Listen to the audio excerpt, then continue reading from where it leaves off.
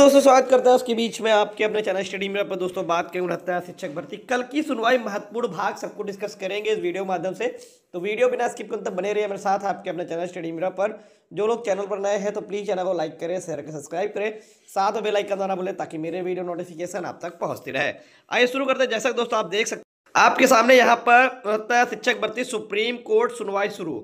सामान्य वर्ग की दलील, कम अंकों का लाभ लेने के बाद भी सामान्य वर्ग में नहीं जा सकता आरक्षित वर्ग। शिक्षक भर्ती मामले में सुप्रीम कोर्ट की सुनवाई शुरू हो चुकी है, जिसमें सामान्य वर्ग के वकीलों द्वारा दलील दी गई कि कम अंकों का लाभ लेने के बाद सामान्य वर्ग में नहीं जा सकता आरक्षित वर्ग। उत्तर प्रदेश शिक्षक भर्ती मामले में सुप्रीम कोर्ट को मंगलवार को सुनवाई शुरू हुई। सामान्य वर्ग के याचियों ने कहा कि एक बार कम कट ऑफ अंकों का लाभ ले चुके आरक्षित वर्ग को बाद में अधिक अंकों के आधार पर सामान्य श्रेणी में नहीं माना जाता। जस्टिस दिवाकर दत्ता और जस्टिस एजी मसीह की बेंच ने 16 दिसंबर की सुनवाई तय की है।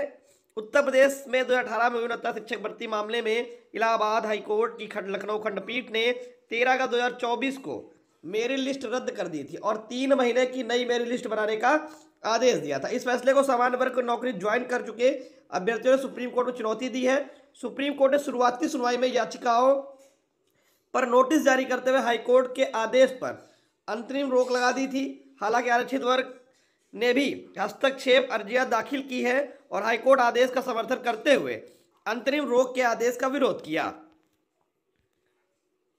मंगलवार को मामले की नियमित सुनवाई शुरू हुई। सामान्य वर्ग के याचियों की ओर से बहस शुरू की, जिनमें विद्वान अधिवक्ता मनीष सिंघवी ने कहा कि हाईकोर्ट की खंडपीठ के आदेश से सरकारी नौकरी संकट आ गया है। यह मुद्दा आरक्षित वर्ग के अभ्यर्थियों को श्रेणी में गिने जाने का है। हाईकोर्ट के आदेश का विरोध करते हुए कहा कि आरक्षित वर्ग को टीईटी में उम्र आदि की चीजों में छूट मिली थी। टीईटी पात्रता परीक्षा है, इसलिए इस पर कोई ऐतराज नहीं है, लेकिन शिक्षकों की सीधी भर्ती के लिए एसोसिएट टीचर रिक्रूटमेंट एग्जामिनेशन यानी ATRE होता है, जो खुली प्रतिस्पर्धा है। में सामान्य वर्ग के लिए 65% और आरक्षित वर्ग के लिए 60% अंक और 40% जो अंक थे वो मेरिट यानी हाई स्कूल इंटर BTC परीक्षा के औसत से लिए गए थे। ऐसे में आरक्षित वर्ग के जिन अभ्यर्थियों का कुल अंक सामान्य वर्ग की मेरिट सूची में शामिल अभ्यर्थियों के अंक से अधिक हो गया। दोस्तों, यहीं पर पूरी जो डिबेट थी, बहस थी, इसी पर थी कि ऐसे में आरक्षित वर्ग के जिन अभ्यर्थियों के कुल अंक OBC जनरल की मेरिट सूची में शामिल अभ्यर्थियों से अधिक अंक हो गए थे, उन्हें सामान्य वर्ग की श्रेणी में गिने जाने की मांग की गई थी। हाईकोर्ट ने यह दलीलें स्वीकार कर ली थी, यानी कि डिवीजन में। सिंघवी सर ने कहा कि जब आरक्षित वर्ग की ATRE में कम अंक की छूट ले ली है तो उसे बाद में सामान्य श्रेणी में स्थानांतरित नहीं किया जा सकता।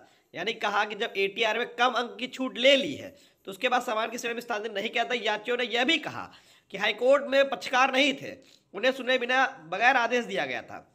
इस पर प्रतिवादी आरक्षित वर्ग के वकील निधेश गुप्ता ने कहा कि हाईकोर्ट में सामान्य वर्ग के अभ्यर्थी भी पक्षकार थे, सार्वजनिक नोटिस भी छपा था। मनीष सिंघवी ने कई पूर्व फैसलों का हवाला देकर कहा कि अगर कोई उम्र, फीस आदि में छूट लेता है तो वह मेरिट में जाने के बाद में सामान्य वर्ग में स्थानांतरित हो सकता है, लेकिन कोई परीक्षा के अंकों में छूट लेता है तो बाद में अधिक अंकों की दलील देकर सामान्य श्रेणी में गिने जाने का दावा नहीं कर सकता है। तो यहाँ पर देख सकते हैं कि जो कल की जो बहस थी इसी के इर्द गिर्द थी। आपको यही पॉइंट मैंने आपको कल भी डिटेल में समझाया था और आज भी बता रहा हूँ। बस अभी तक बहस में कोई ठोस चीज़ें निकल कर नहीं आ पाई जिसके बाद चीज़ें हो, क्योंकि ये सारी बहसें डिवीजन बेंच में हो चुकी है। डिवीजन बेंच पे इस पर बहस की जा चुकी है। कुछ नई चीज़ें होगी तभी सुप्रीम कोर्ट में फैसले में चेंजमेंट देखने को मिलेंगे, अन्यथा ये सारी बहस जो है वो डिवीजन बेंच में हो चुकी है। धन्यवाद।